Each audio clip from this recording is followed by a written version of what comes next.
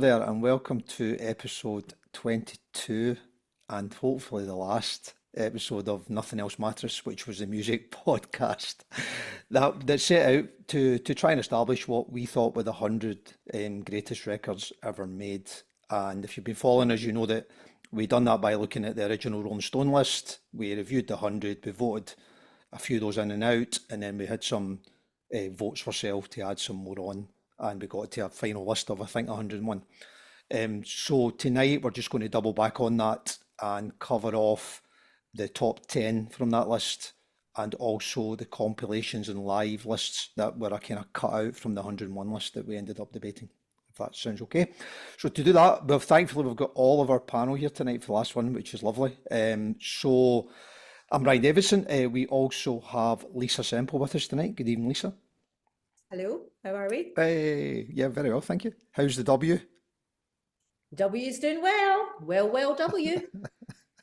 Is that not Metallica? No. Do We that we we also have George Patterson. Good evening, George. How are we, mate? Good, thanks, mate. Good, nice to see you again. And all the way from Denny, we have John Welsh. Hi, John. Good evening. Good evening, Brian. Nice to see you again, mate. Okay, so we're going to crack on. We've got a couple of visuals to show because there's a lot of information to cover off. So Lisa just said before we're starting there, I can't really remember what was in and out. So we'll go back and we'll have a quick look at the lists, and then we'll do the top 10, which is really what we're on for. Just before we start, I was going to say, I don't know if you can remember this. Can you remember when we did the first recording? No, I chose to forget. Roughly? A couple of years ago. It was November 22.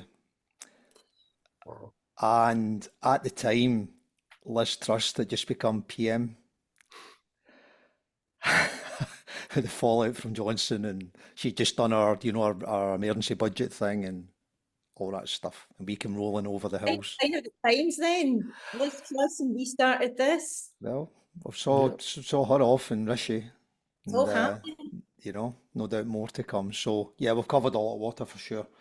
Okay, so yeah, I've got three things to do. We've got the comps, the lives, and the top 10. So if you remember when we started the first list, John, you remember this, we cut out the compilations from the Rolling Stone list because if you remember, there was some on there that we were debating whether we thought they were sort of real studio albums or not, and the Elvis album was the one that we had the debate on. Don't know if you remember that. There was no debate, Brian. We talked about it, and then we all agreed I was right. I think what you said was, get that to fuck, I think's what you said, John. That's exactly the words. So we obviously took it out, and then I think there was a few others came out. If you remember, there was a James Brown best of, I think it was a Bob Marley one. Chuck Berry, thanks, Josh, forgot about that one. So we kind of opened it up to the guys to nominate, and then we had a kind of few votes on that. What was interesting was that none of those that we've just mentioned there got nominated. So it was an open nomination. MD could nominate anyone they wanted, and none of those albums actually get put back on to be on the best comps list. So I don't really know what that tells us. But anyway, I'll stick this one up so we can sign it off. 1 second. Get up. Hopefully you can see this if it comes up. Look at that. Spectacular graphic. Do you like that? That's very cool. And for the record, absolute chops to Stephen Cameron from Into Creative, because Stephen's been really helpful trying to make some of this stuff look half decent. So yeah, I thank him many times, but you guys know he's a good guy. So thanks again, mate. It's a B road for that. Okay, so on the home run, we obviously got our Malatica logo down the bottom there. So for the comps, we asked you guys, and we asked the guys on Twitter X for nominations. I think we did about 70 albums that we voted on, and we ended up 28 of them get voted over the 50% threshold. So you can see kind of top down there, as they were voted on, the Buzzcocks Singles Going Steady was the one that got the highest poll out of all the ones that we'd done, all the way down to Gary Crowley's Lost 80s, believe it or not. That was the kind of last one that missed the cut, which is a great album. The only thing we did as a rule was we said in the comps and the lives, no doublers, because if you remember, we had this debate at the 101 albums about, you know, Bowie and the Beatles and stuff. So we thought we'll stick to kind of one per artist. So there's two Beatles on there, 62, 66, 67, 70. So the bottom one drops out basically because it's got a lower vote, unless we change our mind on that, and that would leave us with 27. So I know we didn't spend much time chatting about that, but that's just for completeness really, to put the list up. Some crackers on there, as you would imagine. Not sure if there's any missing. Any jump out at you that... Well, there's one thing that jumps out at me. So Go you're on. saying about the Beatles dropping out, but what about that other act that's on here quite a few times? Various artists.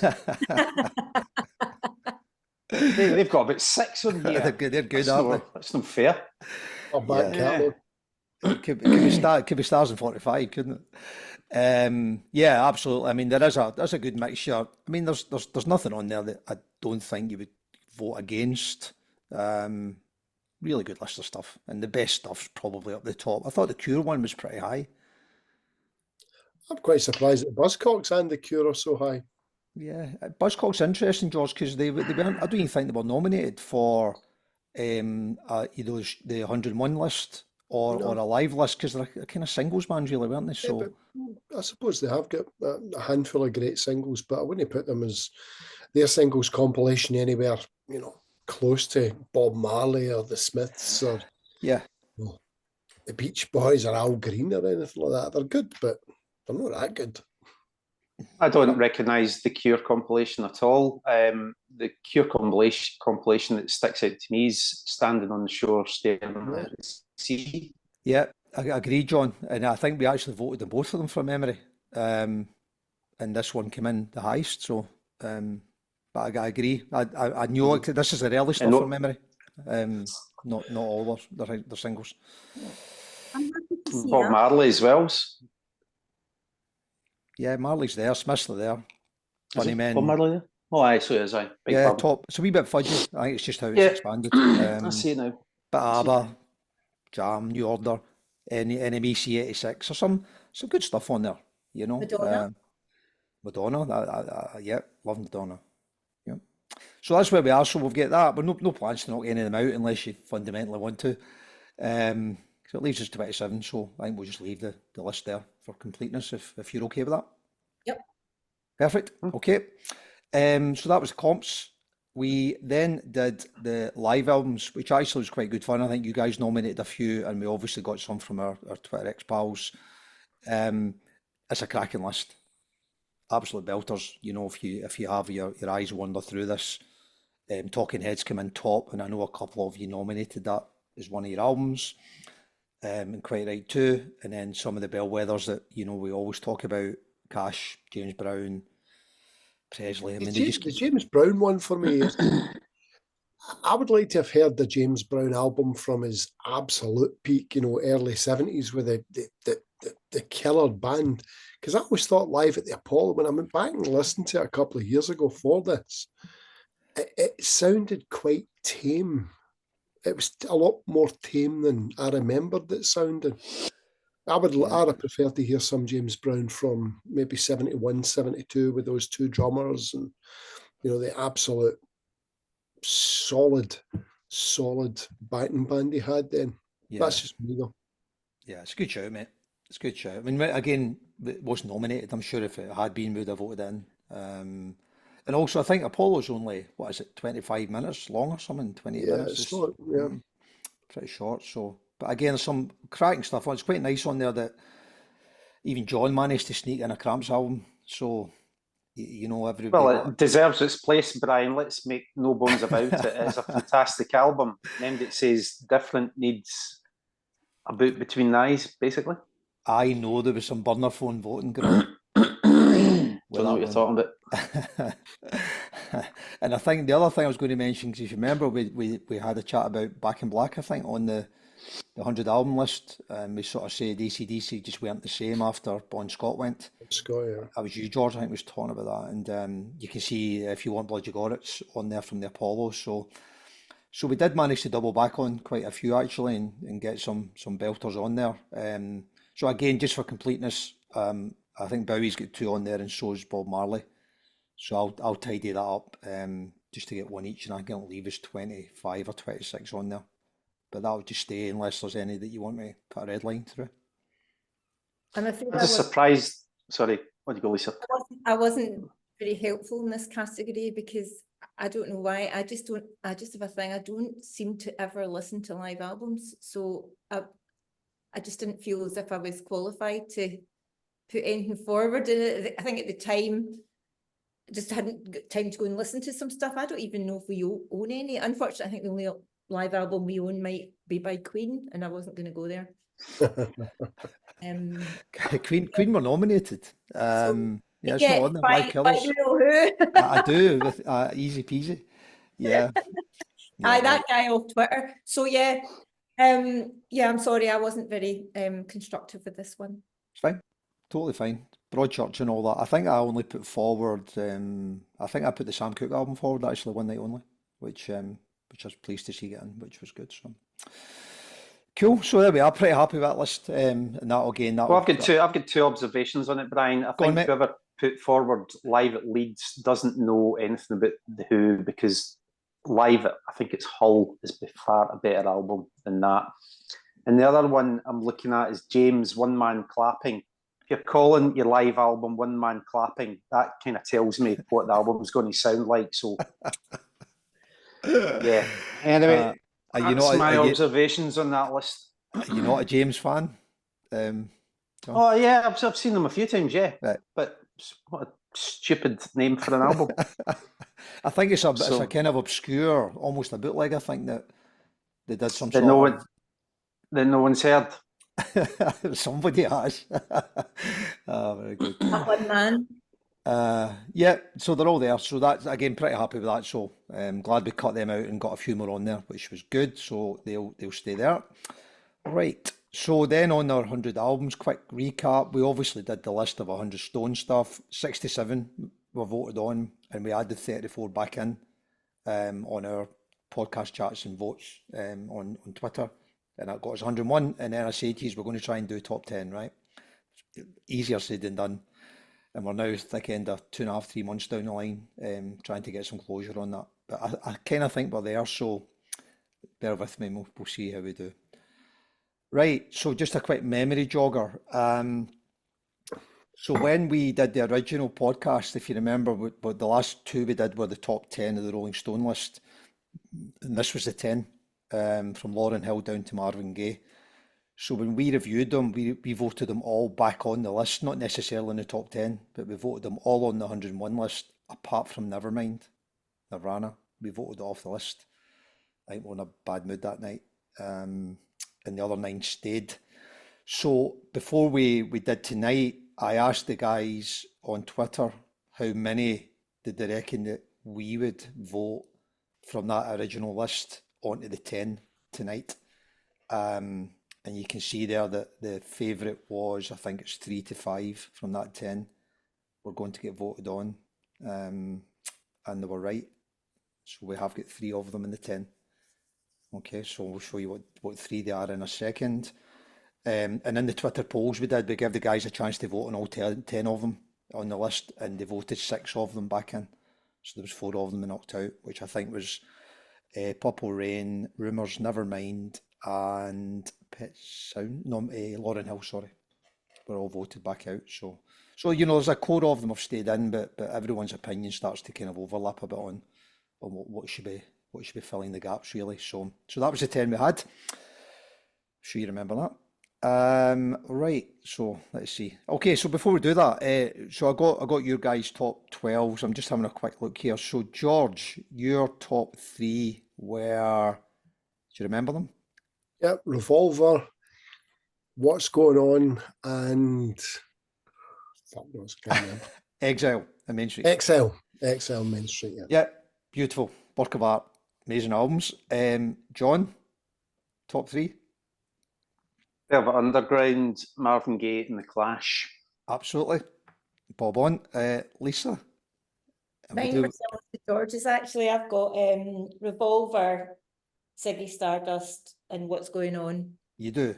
And I had Abbey Road, Ziggy Stardust, and Tapestry. from I Life. struggled with Abbey Road because it's my favourite, but I plumped for Revolver. Oh well, nothing wrong with that. Okay, so that was as you can see again. There's a core. I think we've all got one or two the same there, and then we've got the kind of outlier of personal preference. So it's quite interesting to see how those add up. We end up with about 20, I think, us plus most of the guests that we've had over the last 18 months, and then a kind of select few Twitter guys that we can trust. Gave us about 20 altogether, so it's a pretty good sample. So let's see what it told us. Right, so 10 to 1, we ready? 10, it's Yeah. Hunky Dory. So if you remember, Hunky Dory, I'll get these right now. Hunky Dory, I think, was number 88 in the original list. I think David Ross. Yeah, I think David Ross might have been on that night, and I think David might have said something like, you know, it's disgraceful or worse It's than a that. disgrace. But there you are, we've nudged it up a bit. Seems pretty fair. I think it's an amazing record, isn't it? Deserves This edged it over Ziggy for me. It's because of the two absolute epics on it. That's edged it for me. Agreed. What are those changes in Life on Mars? Life of Mars, yeah. Yeah, cool. Two songs that any songwriter would have been proud of writing. Lisa, John, you're okay with that, right? Hunky Dory? Absolutely, and I think that my choice of Ziggy's just sometimes that personal choice comes in, you know, and that's one that when I was struggling to choose, I think, well, would I listen to more? So I chose that. Yep, totally. Looking forward to seeing Tin Machine hitting the top 5 though. That's another category, isn't it? The wrong way of doing it, but at the end of the day, how do you decide? You're trying to make a decision about what is the best album, you know, in the top 10, and you're just like, well, you're always going to be influenced by your own personal preferences. So Absolutely. Totally. That's why we're on it. If it's not, we said all along, it's our list, right? So yeah, I tried not to make it very personal, which is why I said, right, maybe not Abbey Road, look at the actual album objectively, and however, I'll let you go on. So Bowie's in there with his Marlene Dietrich look. 9 was Tapestry, Carole King. I think I mentioned that it was my top 3, and it just as a personal favourite. My mum and dad had that from way back, and just one of those albums that's in my DNA. Songwriting masterclass. It's amazing, George. Genuinely is amazing. Love it to death. Just a perfect album. So really pleased to get in there, and quite a large section. It was never like top voted or anything really from guys that gave us lists, but you know, I think it was probably being as many lists as any other record was. Everybody likes it, you know. So that was 9, Tapestry. What was 8? 8 was Queen is Dead, which I think we're all quite pleased about, because part of the debate, if you remember, was trying to get some more contemporary stuff on the list or further up the list. That's funny. The Queen is Dead is my number 8. Queen is Dead. It can't just be a list of 1971 albums, you know. It's not far off, John. Hey, George, sorry. Yeah, it's not far off. Music though. Yeah, hell of a year, mate. So Queen. So a quick sub chat about Queen is Dead, because we obviously never discussed it, have we? So other than when it got nominated, and as I say, I think a few of you nominated it from your own list, and quite right too. But when we did the Rolling Stone stuff originally, the Queen is Dead was 113 on their list. So although it never made the 100 and we never got to chat about it, it was a kick in the teeth off it. And the review from the guy at the time is actually he's a big positive review. I just don't understand why it's 113. I just don't. And he kind of says that. He says something like, I'll not read it all here, but he just says, I haven't listened to it since the last time we did the list. And I don't know why, because it's amazing. So I just think some guys have just got they're a bit blindsided, aren't they, with stuff that they like. So Queen is Dead's in there, number 8, which is really good news for everybody. 7 was Revolver, which is quite interesting, because that, I can't remember the number, was it? I've got it here somewhere. It was 11 on the Rolling Stone list. So there was a few Beatles ones up there, much to Dixon's annoyance, but so what I was going to say, the PS, sorry, in case I forget, just for Dixon, thanks again, mate, for sticking with us. The PS to it, me and John were laughing the other night, was that he used to complain about all these Beatles albums they kept getting voted in, and Paul McCartney this and Paul McCartney that, right? And when we did the compilation list, Dixon nominated the Help album as his compilation album, and on that is the cover that McCartney and Paul Weller did of Come Together by the Beatles. And it got voted off the list. It did get voted on, and it was the only McCartney Beatles Wingsy thing that anywhere never got on a list, and it was the only one Dixon nominated. So he's not been talking to me for a while now. So that's the Beatles at number 7, I think that was. Number 6 was Joni Mitchell Blue. Again, quite a few picks on that. Nobody really picking it as their favourite, but a bit like Carole King, I think. Lots of people on there. Thought you might have stuck that on there, Lisa. Don't think it was on yours, was it? Do you know what? It was, I probably should have. It's one of those ones where I look back and say, well, why haven't I got that? And where do I fit it in? And there's probably, definitely, in fact, a couple that probably shouldn't be in it, and I've put them in, so what can I do? But Okay, George, I think you put that one in. I definitely had it in. I mean, Yeah, you're number 5, George. Yep, number 5, mate. And I'm annoyed I didn't spend more time over it, but as you said earlier, George, you could drive yourself crazy, and you could spend weeks and still come up with the same list that I did earlier, you know. I could go back in tonight and have maybe 5 out of the 12 would be the same, and maybe I could argue 7 out and use 7 in. Yeah, I mean, you could go away and listen to an album and go, oh, I forgot how great that was. Put it in. How influential it was on my life or on the people I listened to or whatever, you know, there's Agreed, you could drive yourself nuts, but at the time, when you chose it, you made your choice. that's what we did. And even with Beatles and Bowie, you could probably swap their selections every time I you could do have easily done Yeah. a couple of different Bowie albums, and I could have had a couple of other Beatles albums on as well. White Album and Abbey Road, I could have put on no problem, but I wanted Revolver and Rubber Soul Totally. because for me that was 65, 66 when they just built that bridge between old 60s beat music and the possibilities of the future, and that was the road. Those were the 2 roadmap albums for me. Totally. It's funny because I had 2 Beatles albums as well. I did have Abbey Road on, and then I decided that I wanted to do one from a different band. I just thought, no, I'm not going to have, because then I could have probably have had most of my list being Bowie and the Beatles. Yeah. So Me too. I'm the anti-Dixon. I would stick with myself and I scored out. In fact, you could probably show you where I out Abbey Road, look. Yeah. The thing is with this list as well, though, it's difficult because it is supposed to be the 100 greatest albums of all time, not 100 greatest albums I like, which would be completely different, quite frankly. And it's trying to take an element of objectivity into it. Yes, there is some personal favourites. For example, The Queen is Dead, but do I believe that's one of the top 10 albums of all time? Yes, I do.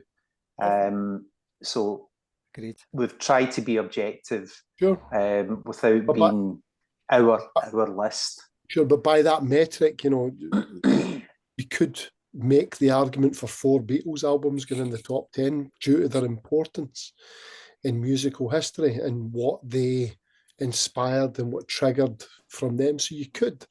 So it's hard to just say, be completely objective about it without your own personal biases. That's why I put 2 Beatles albums in, because I couldn't have a top 12 of that list without having 2 albums that I felt bridged the gaps between those 2 eras. Yeah, totally. I don't know if you remember when Ian Smith was on a while ago, and Ian talked about the 2 Sinatra albums, Songs for Swinging Lovers and The Wee Small Hours.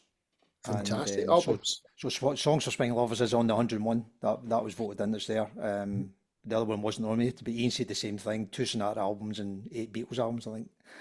He said that's your 10. So I know there's an argument for that, but I think there is a really nice diversity, albeit, as George says, 1971's shining through at the moment. I think there's two or three there from Yeah, that. classic album year. It is, mate. And also PS to Joni Mitchell, and the number of chats we had through the Twitter polls about when we nominated other albums, like Hijira, and I can't remember, was it Hissing on the Summer Lawn, is that right? Yep. And the Joni And fans, I Ladies really, of the Canyon as well. yeah, absolutely. I really like Joni Mitchell, genuinely do, but I'm not, she's never been like, one of my absolute favourite artists. But the number of people said that Blue wasn't our favourite album or the best album who are Joni fans. It was really interesting to kind of hear the chat about it all. So Yep. quite enlightening, really. Okay, so that was 10 night. That's us 6 down. 5 was Velvet Underground's debut. So John, I think John, you voted that top for you, mate, didn't you? I did, yep. And Carleen Binney's voted in every possible Velvet record or sub record or solo record or anything else that's there. Carleen seems That's to have when got I it on said a that. list. But see, when we talk about inspirational albums, this has got to be very high up the list, because without this album, there's a whole section, almost every Glasgow band that started after 1978. This is the album. This is the framework of for every Glasgow band that started after 1978, I would say. Yeah. Thinking about starting a band, go and listen to that, then go and do and your own practice. Yeah. Yeah. And did you guys, I mean, I don't mean when it was out, but when you were growing up, was this a go-to album for you? Because honestly, I was quite late to Velvet Underground, like in my 20s, I would say, before I really got into them. So I when you was were younger, were you into them? Or first year uni, so right. 17, 18, when I was first introduced to it, because my parents didn't listen to that. So that was when, and it absolutely blew my mind. And I'm now sitting here going, I considered it. Why didn't it go in? I don't know. John, It was John, one of those albums for yeah. me that my friend Donny, who lived next block to me, he had a great taste in music, and he had the album, and it's one of those albums that we could play something other, not just this album, but other Velvet Underground records that we could play along with. We weren't great musicians, but we could play along with this. And that was like, oh fuck, we actually sound a bit like we can make ourselves sound a bit like this. This is an Iggy Pop, Yeah. the Iggy Pop albums, Lust for Life, The Idiot, those kind of ones. Velvet Underground too. These are the ones that you're like, oh, actually, we sound a bit like this. So that was a real eye opener. Oh, nowhere near as good as those guys, but Yeah. it sounded rudimentary, but it was possible after listening to these guys. Yeah. That's what young musicians need, isn't it? To think, well, we could do that. We could do I can something do like this. that. Yeah. Yeah, and I've got a personal thank you for that. John gave me a book to read, which was is it the Downtown Pop Underground, John? Can't remember if that's Yes, the it title. was I. Yep. And I'm a terribly slow reader, but I finished it a couple of months ago and it was wonderful. And again, I really didn't know anything about off Broadway, and obviously I knew about Warhol, but I only really knew from sort of him into the Velvets and the other stuff that he'd done. So the fascinating backstory where, you've got Blondie and all those guys coming through that backstory in the late 60s, early 70s, and obviously precursor to punk and all the other things that happened. So yeah, it's been great for me, a big eye opener. So yeah, I probably got into it probably must have been about second year at school, because you're then beginning to talk to pals about music and your big brothers or introducing you into that, and then you're reading the weeklies, your NMEs and all that sort of stuff, and you hear bands name checking it. And I've still got the cassette that I bought when I was 14 of that album. I've got nothing to play it on, mind you, but I've got the cassette. I've clearly got the vinyl and the CDs and all sorts of stuff on it. But yeah, great album. Which just quick memory before we finish then. So I had my grand's friend had a son, and he was really into his music. He would be maybe 5, 6 years older than me. And I used to go up to his high flat up the stairs with my gran, and he's a big Bowie fan. And he had, when Low came out, and I listened to it, I thought it was amazing, right? But I thought the cover was amazing. It was the cover that kind of blew my mind. But he also had this album, and I said to him a few times, what is that? Put it on and stuff. And he was quite kind of, not demeaning on it, but he was a bit, that's all right type thing. And they had their moment and stuff. So I don't know whether, you know, in the sort of 70s, late 70s, early 80s, whether they were as, you know, relevant and classic as they are now. Because I wasn't into them, so I don't know. So anyway, so that's it. Velvet are in there. Bowie gets 2 on the list. So because it's the 100 greatest albums, we don't have any double rules or anything because we've got the Beatles and Bowie and all the stuff on there. So yeah, so Ziggy's on there as well, which I'm quite happy about because it was one of the ones I voted on, my 3. So, and as Josh says, you could take your pick really. So I think he also did they have Aladdin Sane, he had Station to Station, I think, with the 4 he had on our 101 list. Let's Dance. Do you remember that podcast, I Graham? love that. I love Let's Dance. I'll stand behind it every time. Stand on a that hill. great pop album. Really is. Yeah. And fun to debate. I think it was, what was it you put up? Was it Let's Dance and Tonight, I think? Tonight, Was it? yeah, Tonight. Yeah, that was the line, wasn't it? Yeah, so it's on there, it's on merit. It's like everything about it's iconic, right? The look and the sound and everything really. So again, I had it on not that long ago and just sounds amazing. So proper rock album. Absolutely brilliant. So what is that? That's 4, isn't it? So Hey. so 3 was London Calling. So it's interesting showing that when we did the Rolling Stone list, so Blue was number 3 on their list, if you remember. What have we got now? Underground was 23. Ziggy was 40. What did we say? Hunky Dory was, what did we say? 88, I think we said. 88, yeah. Yeah, Tap Smiths was 113.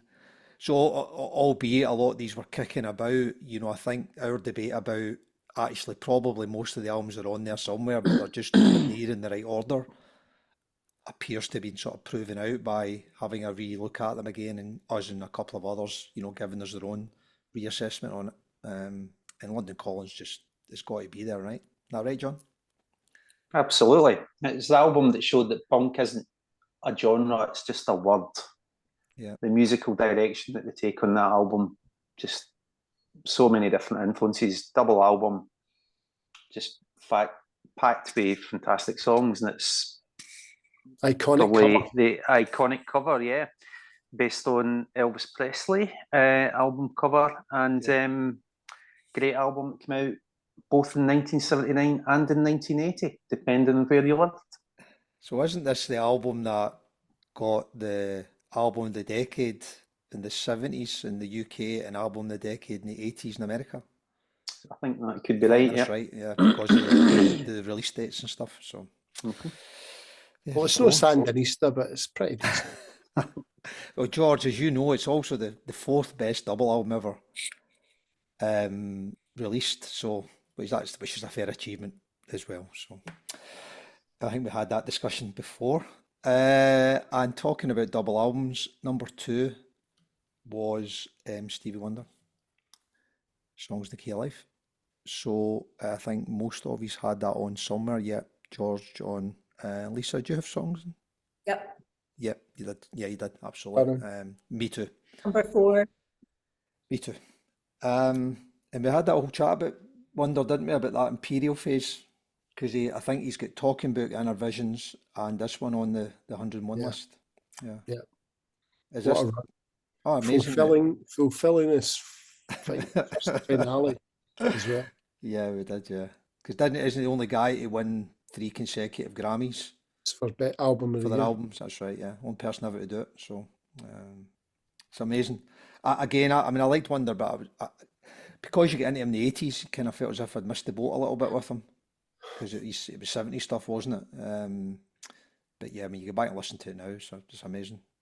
See, when you listen to things like I Just Called to Say I Love You, right? He was 33 when he recorded that. Yeah. You know, it's like a tune of an old man, but he was 33 and he already had maybe 20 albums before that. Yeah. I know. Remarkable. And it's no wonder really that eventually guys run out of, you can't just keep knocking out genius, can you? I don't think. No, I think I think that was running about the time where he sort of just ran out of gas. But listen, you know, everything prior to that, you know, he's got one of the greatest back catalogues in music history, from Yeah. 63, you know, Fingertips right the way through until, you know, Do I Do in 82. You know, it's brilliant, brilliant pop music. Amazing. Lisa, It's the John, thing, isn't it? Yeah, I mean, it's the thing, isn't it? I mean, it's just makes it all the more remarkable. But that back catalogue that George mentions, when you think about, you know, the old adage, isn't it? You've got all your life to write your first album, 6 months to write your second. Yeah. Yeah. You know, and keeping up that level of performance, brilliance is He did it. He did it possible. for But 20 years. 20 Yeah. years of excellence before it hits Hallmark. Yeah, absolutely. It's a good point, John. And on the, I hadn't really thought about that, but Tapestry and the Velvet's album are both debut albums, aren't they? I think. Is Tapestry a debut? Well, she'd done all her stuff. I can't remember if she'd done a full solo release before this, I'm George. I sure she was in a need to check. band. I'm sure she was in a band before Yeah, Tapestry. maybe. I'm Yeah, 100% sure it was maybe. a debut. Yeah, But maybe. I could be Yeah, pretty no, she'd an album beforehand, writer. a solo album. Uh-huh. Oh yeah, what do I know? I keep saying what do I know? So there we are. So yeah, so that was us 10 to 2, and all pretty tasty, I think. I am one of the people that still owns the 7-inch of I Just Called to Say I Love You. You want to give us a quick rendition? It's a clever song. It's a really good song. It's not a song I like. I didn't buy it, I was given it. Yeah, yeah. It's a clever song. You go through All these records I've been given over the years. Very clever. Yeah. And it also suffers from that 80s production thing, doesn't it? Yeah, and I As they probably all would do. listen to it now, although my mum hears it and she'll tell me, she'll say, I heard that song, that just reminds me of, and you're like, all right, okay. It won the Oscar that year as well, That's right, it did. remarkably. So I clearly played it quite a lot when I was at home. Someone said to me just recently, I can't remember what it was. I was at a gig or a bar or somewhere, and they said, I can't believe you voted Thriller off the list. I says, well, we did. But I think, again, it was partly to do with that kind of 80s sound. Do you remember we had the whole debate that Off the Wall was a better album and Yep. whatever? Which I stand by, but again, you know, there's not been many top 100 lists that don't have Thriller on it. Thriller's a great album. I really like Thriller. You're just a bunch of fucking edgelords. We are indeed. So, what's it on? I'll take that as a compliment, mate. Okay, that's us 10 to 2. So obviously we've got number 1 then. So I'm thinking you might be able to second guess what number 1 is. Marvin Gaye. I'd say so. It has to be. Yeah. It has to be. And you know, when we got them all in and added them all up and stuff like that, but it's got double the number of votes that any other album has. Literally double. But nobody voted it as their number 1 album, I don't think. But just about everybody said somewhere on a best of list you've got to have what's going on it. And yeah, and it's here. So after doing all this for 18 months, we've ended up with the same number 1 album. Well, there you go. There you go. That was time well spent, wasn't it? What a mission. Yeah, but it's amazing. I mean, I had it on today. It's been an absolute pleasure to dig all these out. You can see there, I've been having some fun today, sitting sort of, you know, so I dug out the top 3 and had a play at them all. And I know I'm telling you what you already know, but they're absolutely brilliant. They are brilliant records. So he's there forever. So yeah, so I think we should take a bit of pride in that list because it's there won't be many better, I don't think. And it has rebalanced some of that Americanism, I think, that we talked about.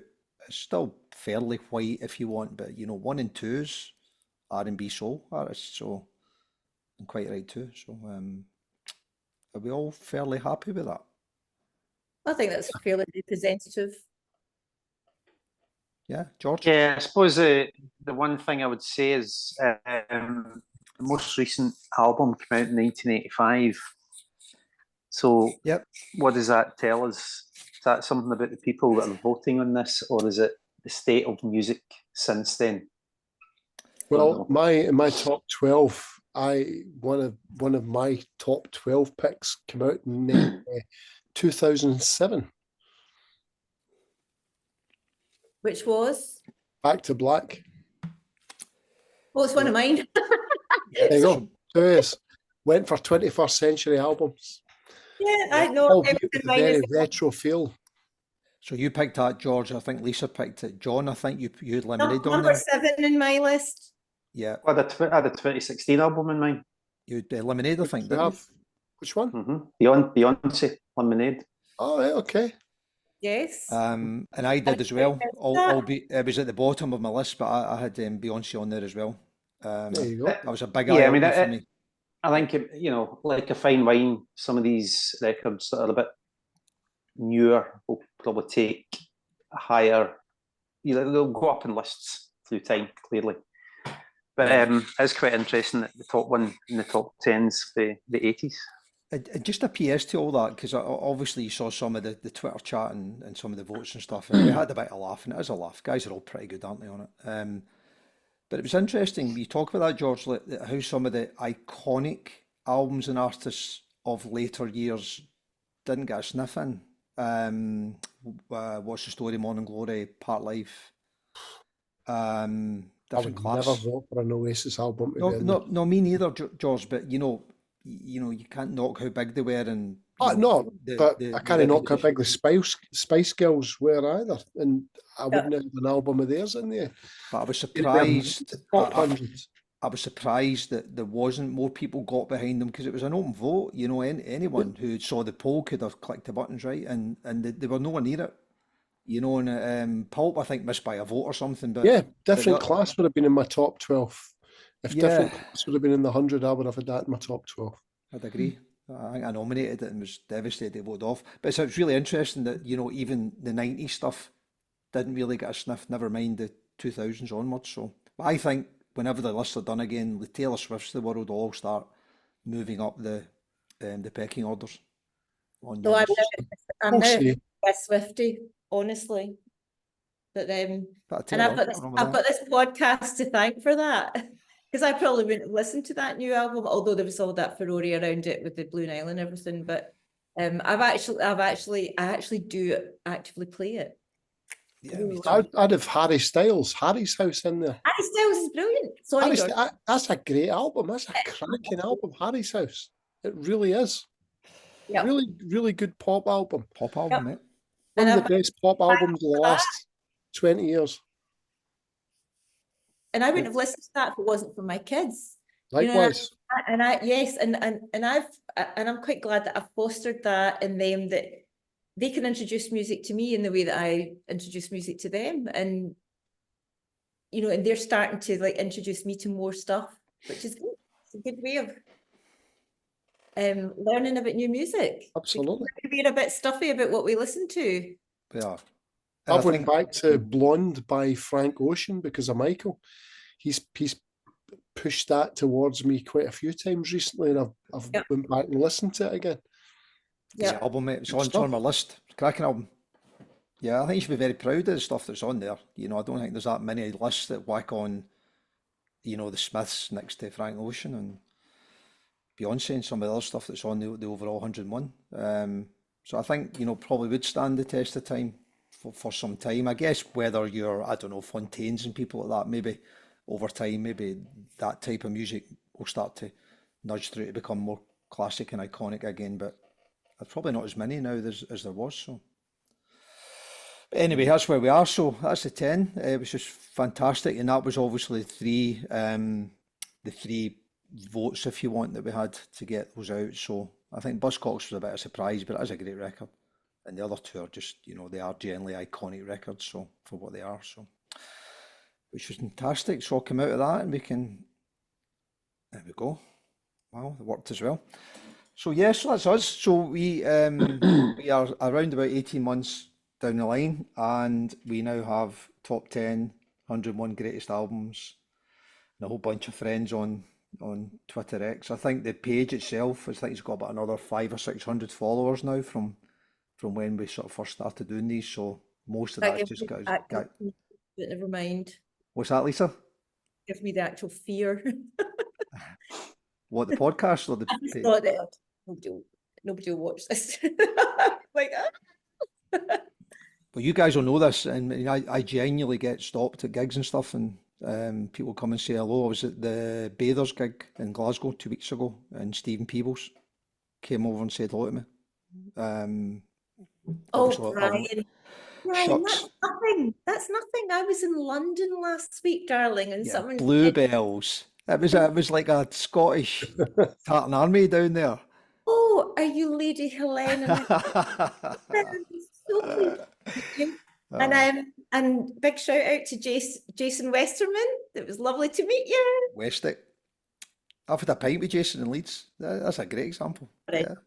Jason's really good friends with a good friend of mine that I had no idea until we started doing the podcast. So small world. Small world. So listen, that's us. We're done. You can stand down.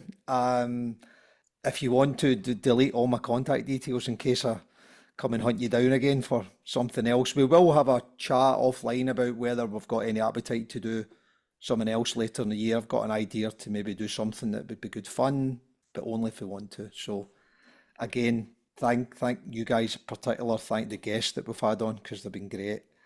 Really enjoyed having, and obviously even the guys on Twitter X who most of the time are effing idiots, George, as you well know. But they've added to the spice, so it's been really nice. Well, So thanks.